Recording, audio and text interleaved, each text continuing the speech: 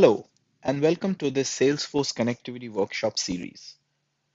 In this first example, we are actually going to query Salesforce using the MuleSoft connector for Salesforce, force.com cloud, and we are going to get some contact information out of Salesforce using the connector and in a JSON format.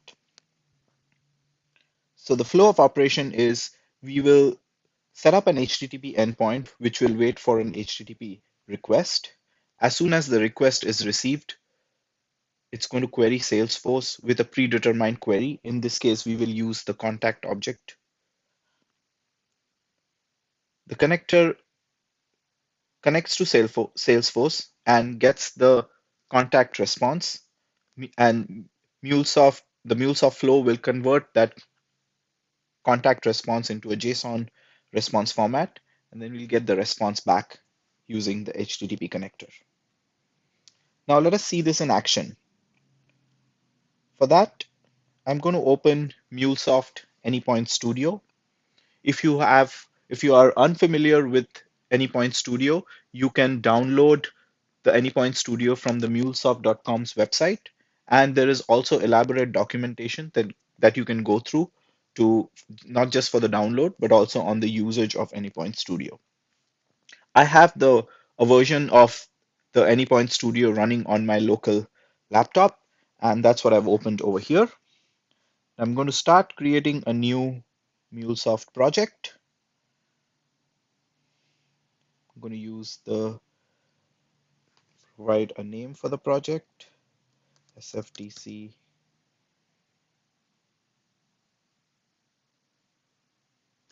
query.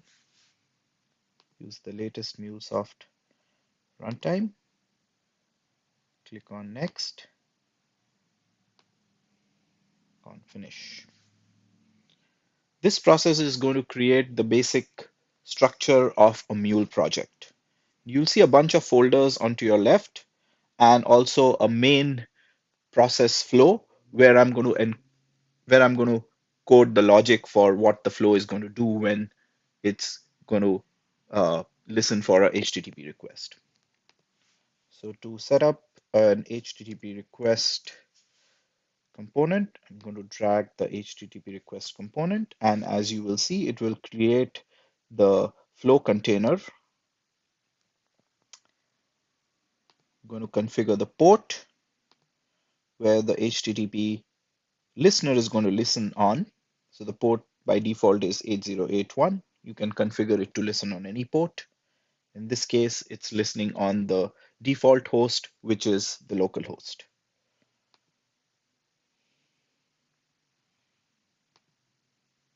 Give it a path, contacts, save it.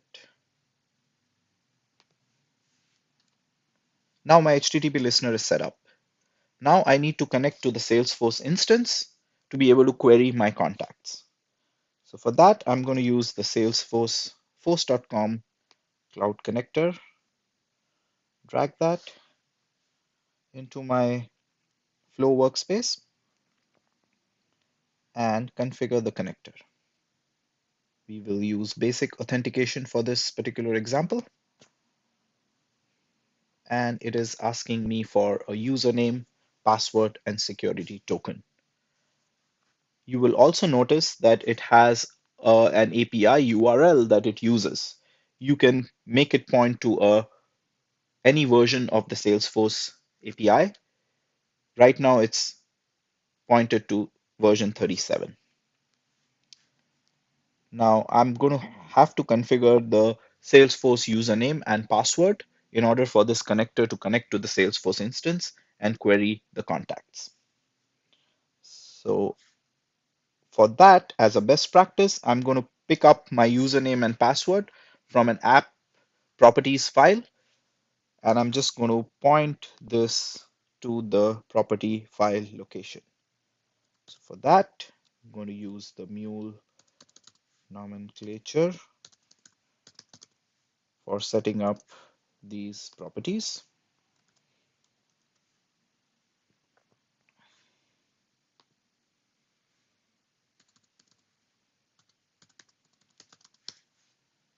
the password,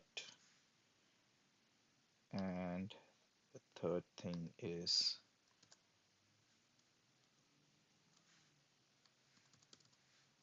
the token.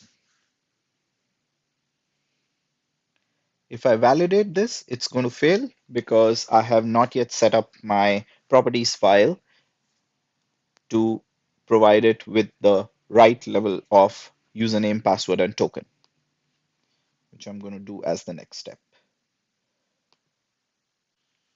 So now I'm going to open the properties file and provide those three variables.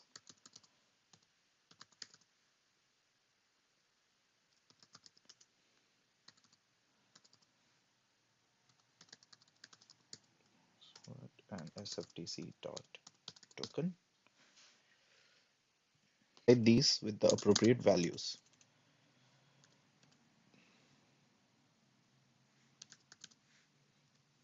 Just going to use test for now.